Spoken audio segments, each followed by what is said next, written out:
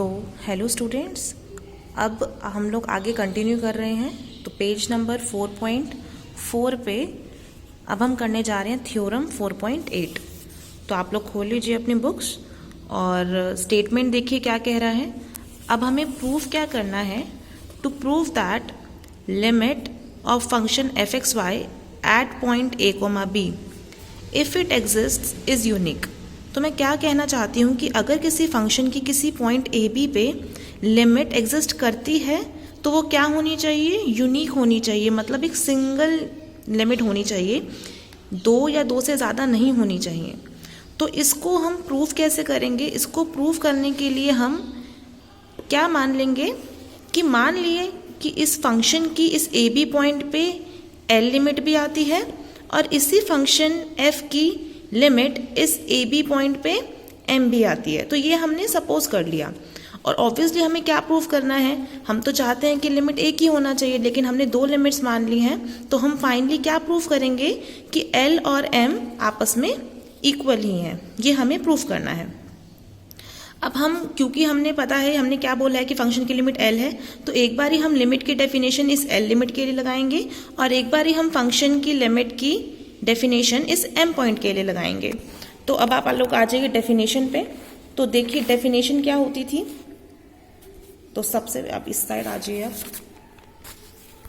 तो मैंने मान लिया कि लिमिट फंक्शन की ए बी पे एल है, तो इसके लिए डेफिनेशन क्या होगी कि इस एल पॉइंट के अराउंड मैं कोई भी एप्सिलॉन की नेबरहुड बनाऊं। तो यहाँ पर जो मैंने एल के अराउंड एक नेबरहुड बनाई है वो एप्सिलॉन बाय 2 लेंथ की, एप्सिलॉन क्या बहुत ही छोटा सा नंबर है, तो एल के अराउंड मैंने एप्सिलॉन बाय 2 लेंथ की एक नेबरहुड बनाई, एक सर्कल बनाया।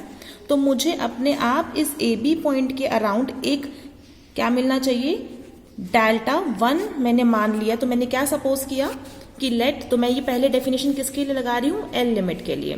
तो let epsilon greater than 0 be given number, this implies there exist delta 1 greater than 0 such that mod of fxy minus l is less than epsilon by 2 for mod of xy minus ab is less than delta 1। अब इसका मतलब क्या है कि जब मैं l के around एक epsilon by 2 की नेबरहुड बना देती हूँ तो मुझे ab के अराउंड एक epsilon डेल्टा 1 नेबरहुड मिलेगी, सच दैट मैं कोई भी पॉइंट इसके अंदर ले रही हूँ xy, कोई भी पॉइंट इसके अंदर ले रही हूँ, मान लीजिए xy, तो जो मुझे कॉरस्पॉन्डिंगली fxy पॉइंट मिलेगा इस पूरे कोडोमेन में वो कहीं और नहीं बल्कि इधर मिलना चाहिए l की epsilon by 2 नेबरहुड में। तो यही मतलब है इसका कि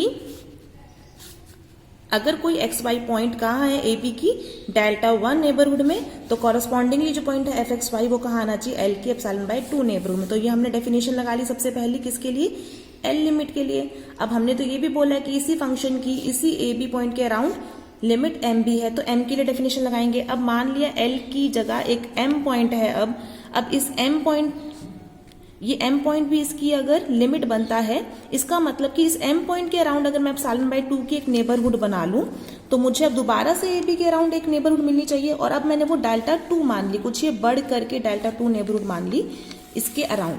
अब जो ये डेल्टा 2 नेबरहुड है, मतलब अब इस ए बी का ये जो पूरा सर्कल है, ये सर्कुलर नेबरहुड में कोई भी पॉइंट एक्स वाई ले रही हूँ, अंदर वाला भी हो सकता था और बाहर वाला भी हो सकता था। तो यहाँ पे अगर मैं ले रही हूँ एक्स वाई पॉइंट अब, तो जो कॉरस्पॉन्डिंगली पॉइंट अब एफ एक्स वाई होगा वो कहाँ पे होना चाहिए, इस एम की नेबरहुड में होना चाहिए। तो ये हमने डेफिनेशन लगा दी किसके लिए, एम लिमिट के लिए, कि अगर हमारा फंक्शन की लिमिट एम है तो एक डेल्टा 2 मुझे मिलना चाहिए सच दैट कि कोई भी एक्स वाई पॉइंट मैं ए बी के अराउंड लूँ, मतलब mod of x Y minus a b is less than delta 2, तो जो कॉरस्पॉन्डिंगली पॉइंट अब एफ एक्स वाई है वो किस में होना चाहिए, एम की एप्सिलॉन बाय 2 नेबरहुड में। तो इतना हमने ले लिया। तो अब हमें क्या करना है देखिए, तो इतना आई होप ये आपको क्लियर है इतना। उसके बाद अब नेक्स्ट पेज पे आ जाइए आप लोग, 4.5 पेज पे। ये देखो अब आगे क्या बोल रहा है, उसने अब क्या ले लिया, एक डेल्टा लिया है जो कि डेल्टा 1 और डेल्टा 2 का मिनिमम है। जैसे कि अब इस फिगर के थ्रू आप लोग देख रहे होंगे, ये डेल्टा 1 है और ये डेल्टा 2 है, तो इन दोनों का मिनिमम क्या है, ये डेल्टा 1 जो कि ये चक्कर बन रहा है, ये सर्कल बन रहा है।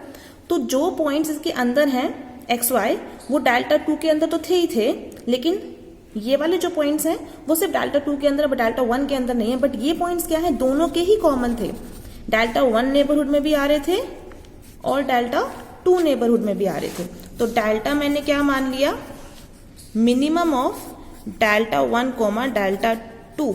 अब इसका मतलब अब जो ये पॉइंट्स होंगे हमारे, अब इस डेल्टा नेबरहुड में इसको बेसिकली हम डेल्टा बोल रहे हैं, इसके अंदर कौन से पॉइंट्स आएंगे, वो एक्स वाई पॉइंट्स आएंगे जिनका डिस्टेंस ए बी से क्या होगा, लेस देन डेल्टा होगा। क्लियर है। और अब जो ये वाले पॉइंट्स होंगे वो क्या कर रहे थे, वो पॉइंट्स अगर यहां से मैं कोई एक्स वाई उठा रही हूं तो जो एफ एक्स वाई मिलेगा वो इस वाले नेबरहुड में भी जा रहा था और वो इसमें भी जा रहा था। तो बेसिकली मेरे पास यहां से क्या आ जाएगा, mode of f x Y minus l भी लेस देन एप्सिलॉन बाई 2 और जो mod of f x comma y minus m भी क्या, लेस देन एप्सिलॉन बाई 2, ये मुझे मिल जाएगा। अब मैं फाइनली क्या करूंगी, अब मैं एक, क्योंकि मुझे एल और एम को फाइनली इक्वल दिखाना तो मैं तो एल माइनस एम का मैं मॉड्यूलस ले रही हूँ। अब ये लेने के बाद मैंने क्या करा है, इसके अंदर एफ एक्स वाई माइनस भी कर दिया और प्लस भी कर दिया क्योंकि इससे कोई फर्क नहीं पड़ेगा। और फिर ये हमारा माइनस एम, ये फिर हमारे पास एक मॉड्यूलस की प्रॉपर्टी होती है कि mod of A plus b क्या होता है, less than equal to mod a plus mod B.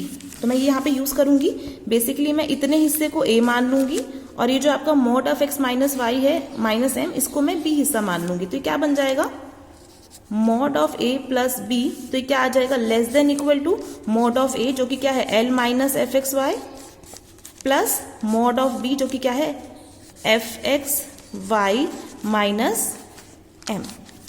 और अभी हमने पीछे देखा ये जो क्वांटिटी है वो भी क्या है, less than epsilon by 2 plus ये वाली जो क्वांटिटी जो कि m minus F x y थी पीछे, f x Y minus M, और ये f x Y minus l थी। तो ये अगर आप स्प्लिट करके भी लिखोगे तो कोई फर्क नहीं पड़ेगा। तो क्योंकि यहाँ पे f x Y minus l less than epsilon by 2 था तो l minus F x y भी क्या रहेगा, लेस देन एप्सिलॉन बाई 2 और ये क्वांटिटी भी लेस देन एप्सिलॉन बाई 2। तो फाइनली जब आप इसको एलसीएम लेके सॉल्व करोगे प्लस करोगे तो किसके इक्वल आ जाएगा, एप्सिलॉन के इक्वल आ जाएगा। तो फाइनली हमने क्या प्रूव कर दिया, जो हमारा ये L माइनस एम का डिफरेंस है वो एप्सिलॉन से कम है। अब एप्सिलॉन क्या क्वांटिटी है, बहुत छोटी सी क्वांटिटी है, मतलब कि जो कि 0 के बहुत नजदीक है। तो मतलब इनका डिफरेंस क्या है, बिल्कुल 0 के करीब है। तो मैं यहाँ से क्या मान लूंगी कि L माइनस एम और कुछ नहीं बल्कि इनका डिफरेंस 0 है। और अगर इनका डिफरेंस 0 है तो L बेसिकली किसके इक्वल आ गया, M के, जो कि हमें प्रूव करना था कि अगर इस फंक्शन की लिमिट एग्जिस्ट कर रही है इस AB पॉइंट पे तो वो यूनिक होगी। तो आई होप ये आपको क्लियर हो गया है कंसेप्ट। आपको जो भी डाउट है आप इसको दोबारा पढ़िए, एक बारी पहले आप मेरी वीडियो सुनिएगा, उसके बाद इस प्रूफ को दोबारा से देखिएगा और करके देखिएगा। जो डाउट आ रहा है आप मुझसे पूछिए।